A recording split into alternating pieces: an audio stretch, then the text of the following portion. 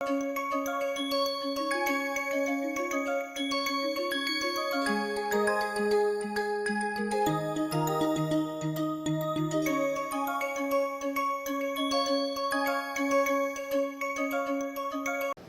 everyone, welcome back to the course. So we'll begin our discussion of what have been the results from the long-term evolution experiment, and it's impossible to sort of cover everything that's been thrown light on in the course of this very long experiment.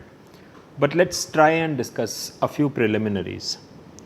So the evolution, as we discussed, is we have E. coli growing in media which contains low amounts of glucose. This is the only carbon source that's present in the environment. Growth period that's allowed is of 24 hours. This is at 37 degrees Celsius, and the flasks are being shaken while growth is taking place. So at the end of this period, obviously the culture density in these flasks is very high, and at that point we do a 1:100 dilution into a fresh flask which contains the same composition of nutrients as what we started with, and this process keeps on going. So the first thing is to sort of identify that what's going to happen in the course of this experiment. When we start our experiment, we start with an isogenic population, but during the course of growth, many mutations are going to come up. So the original genotype will obviously be there in the flask when growth is allowed to happen, but there will be these variants that come up. Different variants will come up because of acquisition of mutations during the course of growth. So these variants will come up. And let's say some of these variants will be growing faster than ancestor,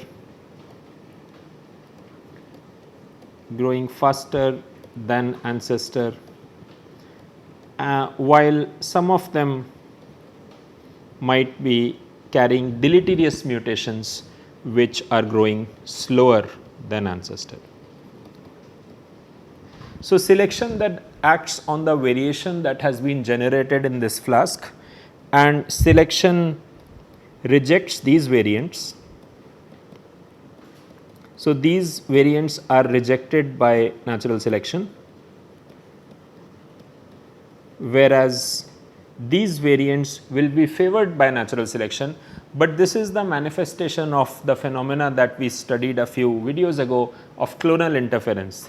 That in this cartoon here, we have two beneficial genotypes indicated by the green and the blue, which are competing amongst themselves, and eventually, given sufficiently long amount of time, one of them will reach fixation. They are exhibited in a competition between themselves called clonal interference, and after a sufficiently long time, one of them will win and will reach fixation.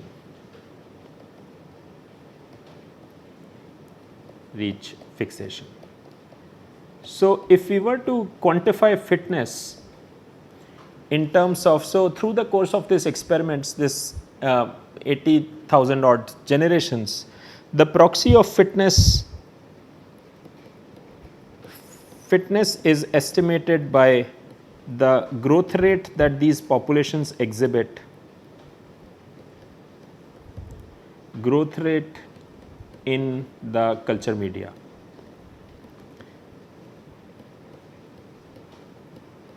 That is our estimate of fitness of these populations that are growing in these 12 parallel lines in the LTE experiment. So obviously, as generations move forward, our expectation is, so as generations increase, our expectation is that variants which exhibit higher growth rates are going to be selected. These variants are eventually going to be able to outcompete the ancestral genotype. So the ancestral genotype should be eliminated from the population, and the variants which arise due to deleterious mutations are anyway exhibiting growth rates which are lesser than that of the ancestor, so they will be eliminated by natural selection. So, our null expectation is that as generations increase, the growth rate of the population,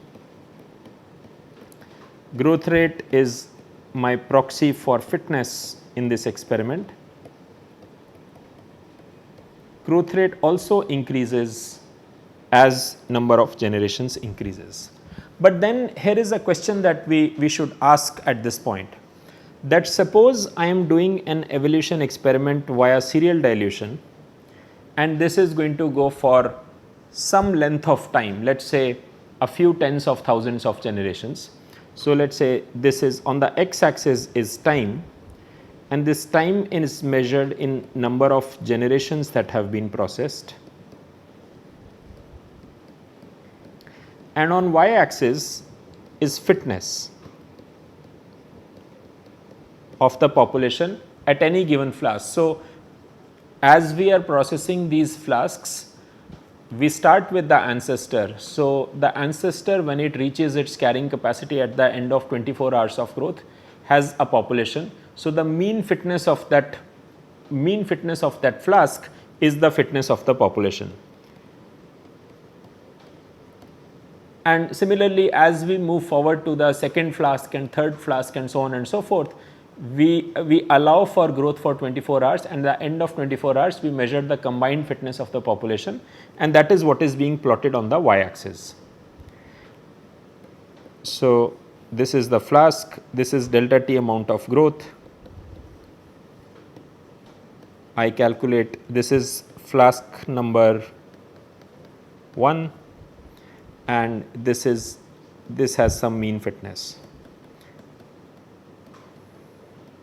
And then this undergoes a dilution of 1:100, and then this is flask number 2, and growth takes place for the same delta T amount of time, and at the end of this growth period this will have a population and it will also have a mean fitness. And it is not too difficult to see that as this number of flasks increases in this line, fitness should increase because beneficial mutations will keep on accumulating. So, as a first exercise, intuitively let us say at t equal to 0 at the start of experiment, the mean fitness of the population is indicated by this value called f naught. What we do know is that as time moves forward, fitness should increase, but then what I would like you to do is we will take a 15 to 30 second pause here. I would like you to sketch that what is the way in which fitness increases if I let this experiment run for, let us say, 100,000 generations. In other words, if I let it run for a few decades, just as LTE has been running on for such a long time, and I measure fitness at regular intervals, I will get some data points.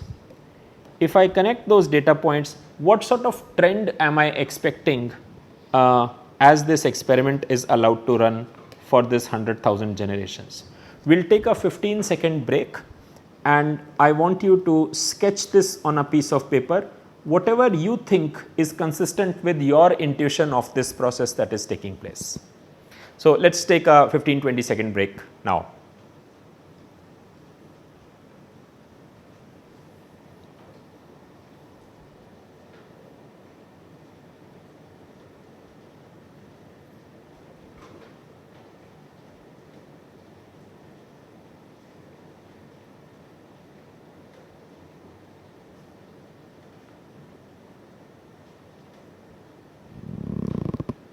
Okay. So, hopefully it does not matter if you are right or wrong, but what I hope to have happened is that all of you have sketched something as to what is your intuitive feel about the process that we are talking about.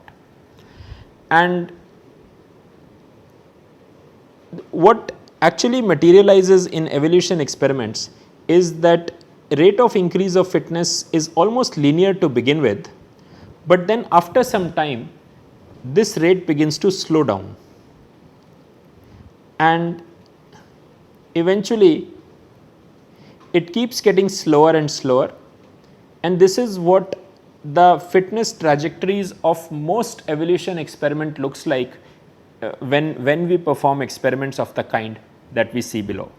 This is definitely what we see fitness profiles of evolution in the LTE, but we know of these profiles from several other examples that evolution adaptive profiles look like this. Fitness increases are much more rapid in the beginning of the experiment, and they gradually keep slowing down.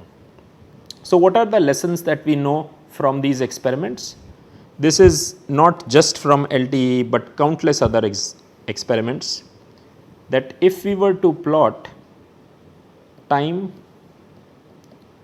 which is often measured in number of generations, versus fitness,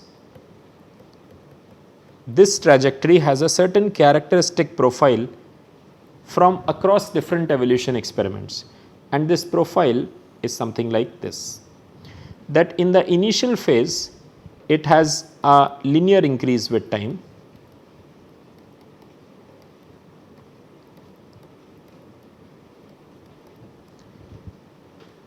in the next phase it begins to slow down,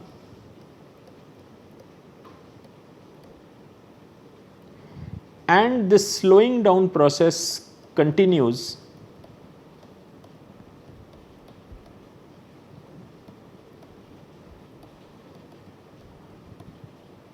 even when the experiment is propagated for a long time. And again, this is something that we know from countless evolution evolution experiments that people have performed over several decades. So this profile here, let's say this is 80,000 generations. So this is a representative profile of what has happened in LTE.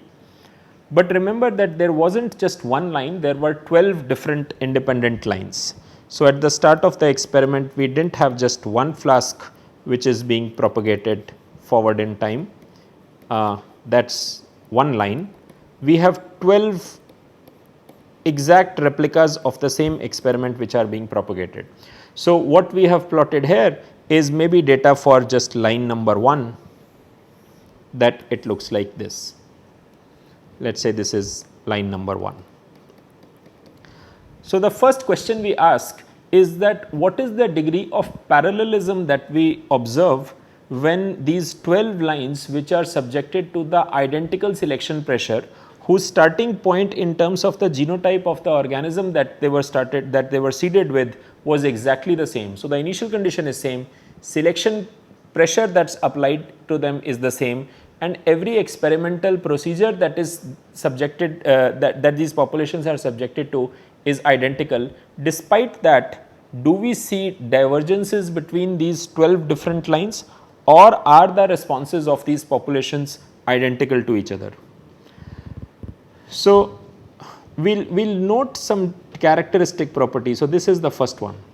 The second one that people have noticed, and again this is from the context of LTE and many other experiments, is that when identical experiments, these parallel lines are evolved with the same genotype and identical experimental protocol, there is also a great degree of parallelism in the response of the populations. So these different colors are responses of different lines from the LTE experiment.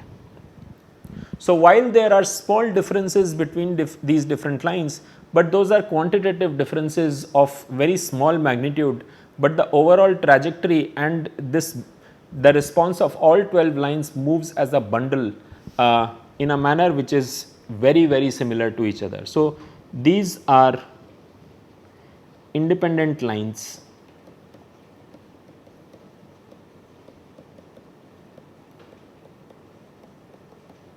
from the experiment.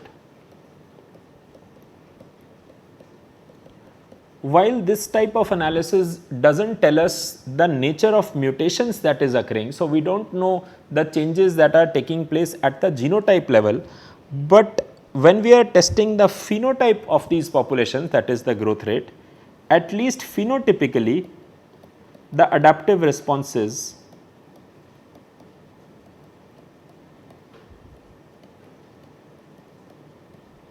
the adaptive responses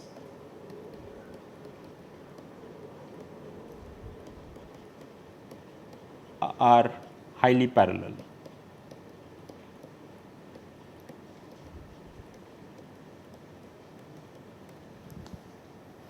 So, one of the question that comes at this point is that why is this increase in fitness slowing down?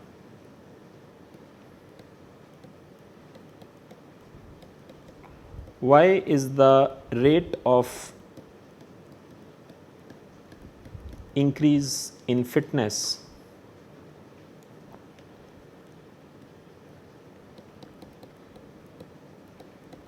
slowing down with time?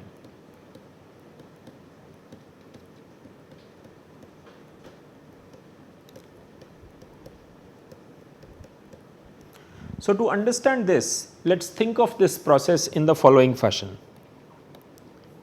Let us again go back to this sketch. Fitness initially was this, fitness after a long time is this is time, this is fitness. This is ancestor, this is evolved.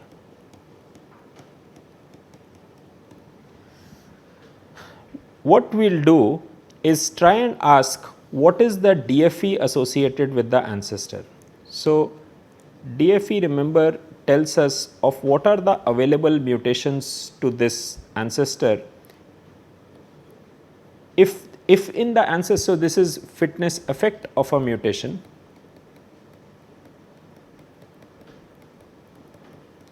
and this is frequency. So, what this tells us is that in the ancestor some beneficial mutations are available whose probability distribution is given like this.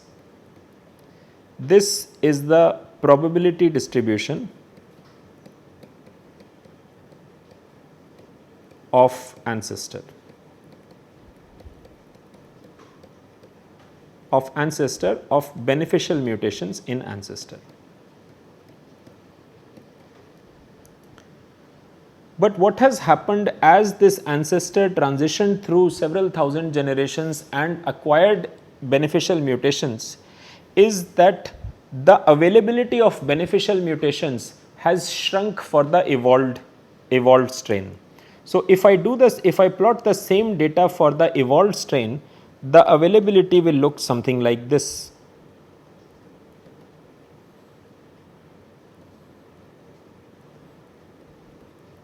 Now, fewer beneficial mutations are available, and ancestor had this beneficial mutation, this set of beneficial mutations available, which was conferring this large benefit. Whereas for the evolved strain, there is no beneficial mutation available which confers a benefit which is greater than this. So, in the process of acquisition of beneficial mutations, what has happened is that the pool of beneficial mutations that is available to the evolved strain now is now shrunk. And as a result of this, it is more difficult, the probability of acquisition of a beneficial mutation in the evolved strain is smaller as compared to ancestor, because the pool of beneficial mutations is now shrunk. And as a result of this, this slope of this curve, which was very rapid to begin with, becomes increasingly flat, and so on and so forth as we move forward in time. So, I hope this makes sense. Another way to think about this could be that if I draw a pie for the ancestor and ask that what is the fraction of all mutations in the ancestor which were neutral, what is the fraction that was deleterious, and what is the fraction that was beneficial. So, maybe the data for the ancestor was 45%, 40% and 15%. But now in transitioning from ancestor to evolved, several beneficial mutations have already been acquired. So, when it comes to the evolved strain, this pie has changed its shape to maybe this, that neutral mutations are still 45%, deleterious mutations are, let us say, 52% and beneficial mutations are only 3% of all that could possibly be introduced into this genome. As a result of that, while mutations are happening randomly in the genome of this evolving population, more likely, it is now increasingly likely that they will be deleterious, and sampling these beneficial mutations is then gets progressively harder. This led to an interesting development in the context of the LTEE. What was seen that at the start of experiment,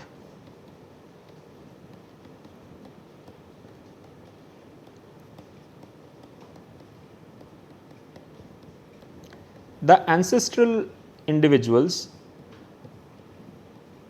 were growing and acquiring mutations at rate mu. This mu for E. coli we have been talking is 10 power minus 3 per cell per generation. So, these errors happen as a result of this mutation, underlying mutation rate. Now, what happens is that as populations adapt to this environment, now we'll represent this process in the context of a fitness landscape. I hope all of you remember the concept of landscape. Let us say this is the adaptive peak. Let me get rid of this.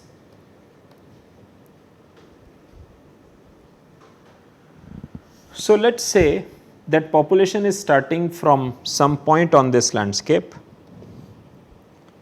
and it is moving up for some time. However, soon effects like this start to happen, that now what is happening is that because some beneficial mutations have already happened and already become fixed in the population, access of newer beneficial mutations is very hard. So, what strategy can cell take to increase access of beneficial mutations? So, let me just draw this, that the pie changed from 15% beneficial to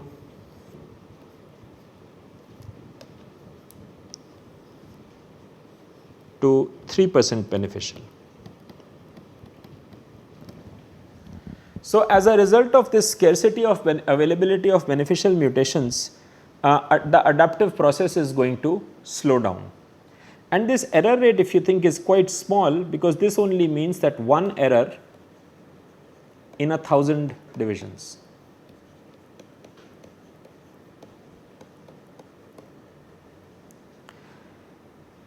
So, what has been seen in roughly 6 lines out of 12 in the LTE experiments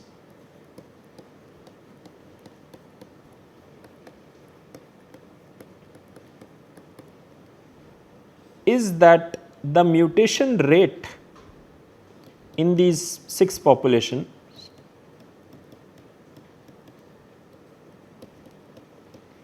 has increased considerably.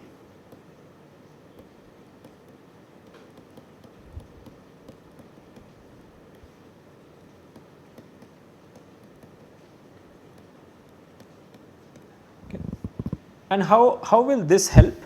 So, imagine in a flask I have 2 variants, one which has a high mutation rate and the other one which has a low mutation rate. So, let us say this individual is a low mutation rate individual. Now, what has to happen, and let us say that the fitness of both of these is F naught. So, as far as their fitnesses are concerned, they are identical at this moment. The only difference between the two is that the green individuals do not pick up mutations very fast, whereas the red individuals make errors much faster as compared to the green ones. So, in the low mutation rate, divisions are going to take place, errors are going to be very rare. So, when an error takes place, but more often than not error will not take place, most replications are just error free, So, only once in a while errors will take place, and in case this error does not increase fitness, let us say this was a deleterious mutation. In case this error does not increase fitness, then this is going to be rejected by natural selection.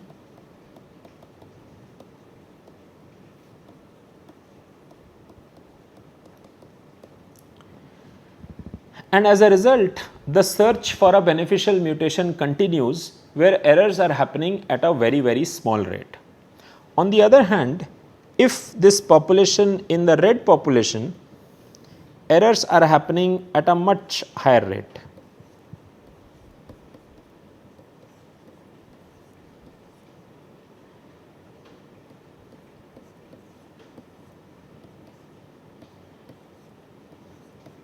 And so on and so forth. Let us say this error was deleterious, so this was rejected by natural selection.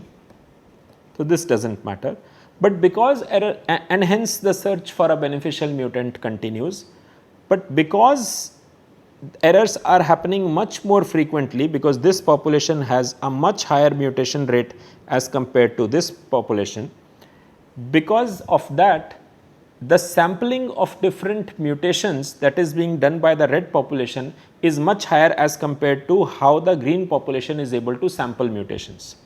And as a result, what is likely is that the red population will soon find a mutation,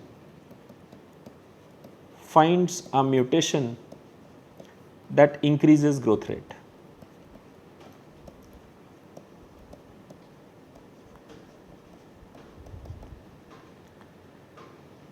And as a result, now that this individual has come into the population, it will outcompete both its ancestor, but also the green competitor in the flask, and very soon this will move to a situation where only progeny of the high mutating, high fitness individuals are there in the population. And as a result, population's mutation rate will increase because all individuals with lower mutation rates have been eliminated from the population. Hence, change in mutation rate sometimes gets selected for not because it increases the fitness. Change in mutation rate does not increase fitness, but it makes the access of mutations which will increase fitness easier, and hence increased mutation rate is sometimes selected for. And this has happened several times in almost almost half of the 12 lines evolving in LTE. We will continue this discussion in the next video.